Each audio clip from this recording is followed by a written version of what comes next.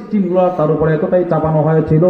ফাজাআতহু উম্মু, আল্লামা ইবনু সাদ বলেন, মা ইব্রাহিম তাইমির মা ইব্রাহিম তাইমিকে জেলখানায় দেখার জন্য আসছে। ফালাম তারিফহু, মা আয়েশা নিজের সন্তানটাকে চিনে না। একটু বুঝেন, মা নিজের সন্তানকে চিনে না। কি পরিমাণ জুলুম করলে যেই মা জন্ম দিল ওই মা চেহারা ভুলে গেছে, কণ্ঠ শুনে বলে না তুমি আমার ছেলে না।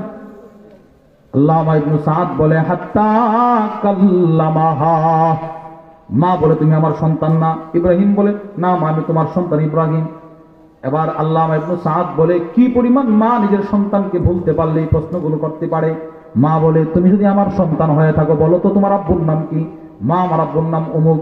আচ্ছা সন্তান, 6 বছর বয়স আমার ইব্রাহিম একটা বেটা পাইছিল, বলো তো কোথায়। মা এখানে পাইছি।